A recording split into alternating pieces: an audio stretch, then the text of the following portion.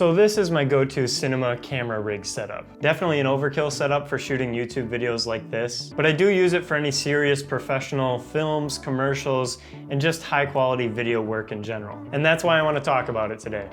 Let's go. All right, first of all, let's start off with the total price. The price of this complete setup is gonna run you around $2,850. And that's just an approximate price because you can find some of the products on this camera rig used, and it's gonna save you a decent amount of money in the long run. But if you do plan on buying everything on this rig completely new, then it will cost you around that $2,850 mark. Also, if you do want to check out any of the gear in this video, I'll have it linked in the description. Now let's break this camera rig down piece by piece. So the camera we're using in this setup is the Canon 6D Mark II. Price-wise, if you buy this camera new, it's gonna run you about $1,400 on Amazon. But if you wanna buy used, you can find it for a little bit below that $1,000 mark. And a big reason I chose this camera was because of my budget. I wanted a full-frame Canon camera for around $1,000, and I bought this one for about $1,100, I think. And at the time, they did have the Canon RP, but they didn't have a lot of budget-friendly glass out for the RF system. And that's just another reason why I bought the 6D Mark II. On top of that, this camera's features also barely fit the criteria that I was looking for, those being a variable articulating touchscreen, video resolution of at least 1920 by 1080 at 60 frames per second, and a high-quality and reliable autofocus system. So all those features, along with a few small things I just love about Canon cameras,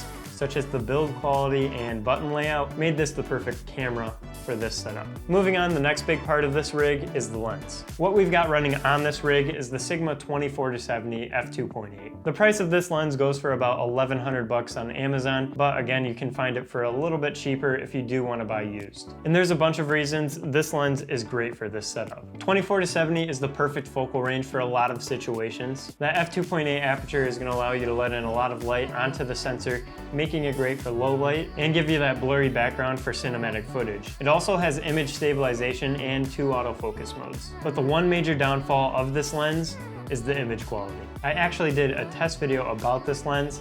You can check that out above in the card, and it didn't perform the best. The center of the image is pretty soft. It's not horrible, but it's definitely noticeable. And I did do some research after I bought this lens, which was my mistake. A lot of people were saying that this lens doesn't really match up to the Canon equivalent. However, for a cinema rig, I don't think that's horrible. A lot of the professional lenses that we use are normally too sharp for professional cinematographers anyways. And that's why a lot of cinematographers throw a black Pro Mist filter over the front of their lens. It helps take some of that sharpness out of your image, therefore making it a little bit softer. All right, I think we kind of went off on a tangent there. Let's get back on track. Focus, focus, focus. So I guess what I'm saying is overall, this lens is a pretty good fit for this setup. Moving on from that, we have the ND filter on the front of the lens. For this, we're using the K&F Concept 82mm ND8 to ND128 variable ND filter. Before this one, I was using an ND filter made by Tiffin, but I didn't really like it. And that's mainly because it didn't have hard stops on it, whereas the K&F Concept does. And if you don't know what hard stops are, it's when you're twisting the ND filter to change the amount of light you're letting in onto the camera's sensor, and you reach a point to where you can't twist it any further. That way, when you're twisting the ND filter, you know where the maximum and minimum points are. Now this filter is gonna run you about $80 on Amazon,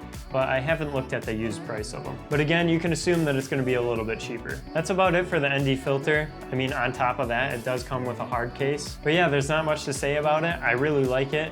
The range from ND8 to ND128 is really nice. And the quality is definitely up there, especially for being a budget-friendly ND filter. On to our fourth piece of gear on this setup, the microphone. What we're using is the Boya BY-MM1 Shotgun Microphone. And this thing goes for about $30 on Amazon. Now, if I could, I would get a higher quality microphone. I'm not saying the Boya BY-MM1 is horrible, but there's definitely better shotgun microphones out there. The only issue with those better microphones is the price. Right now, I'm trying to ball on a budget, and this is the best choice I have, unless I want to use my Zoom H1N, but that's not really made for an on-camera microphone. With that all said though, I do love this microphone. It doesn't require a battery, it's super small and portable, and there's a lot of stuff included in the kit when you buy it. So even though I just hated on it a little bit, I do still like it. But there is something to keep in mind if you do buy this microphone, and that's the cold shoe mounts.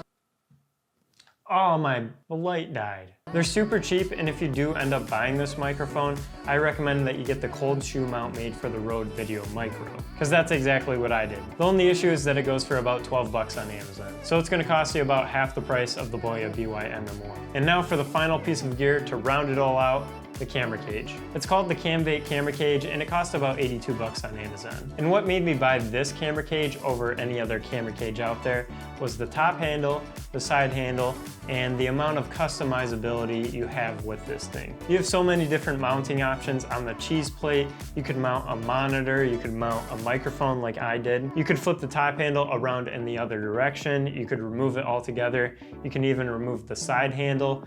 There's an endless amount of mounting options with this thing. The only major downside might be the setup time. When you first get this thing, it comes with a bunch of different rods and tools, so you can set it up with a variety of different cameras. So it's a good thing that you can use it with a wide range of cameras. But when it comes to actually building this thing and setting it up for your specific camera, it takes a while the first time around.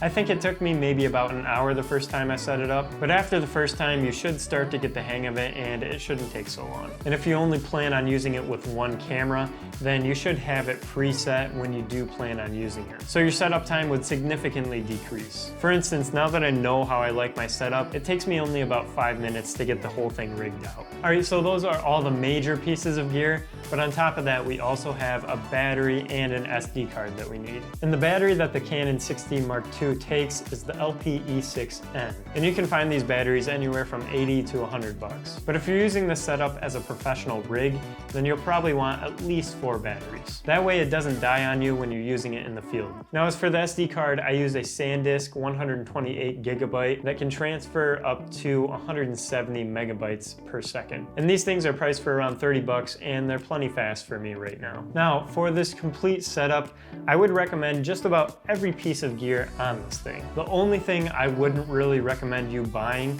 is the Canon 6D Mark II. There's definitely better options out there nowadays rather than the 6D Mark II. For example, they have the Canon RP that I mentioned earlier. That's a newer camera with newer technology, and it basically has all the same specs and features that the 6D Mark II has. And I know I said my issue with it was the lens lineup, but as far as budget-friendly lenses go for the RF system, they have way more options today rather than when I bought my 6D Mark II. But again, I recommend everything on this setup besides the camera. Find something like the Canon RP, and if you want to buy the Sigma 24-70 to go with that, they do make an RF to EF lens adapter for the RF system. But I wouldn't recommend that because the RF lens options are pretty good. And that is the all-time best camera rig. If you guys enjoyed this video and you want to see more videos just like this one, subscribe to the channel by clicking right there. Thanks for watching, and always remember to capture great moments. Peace.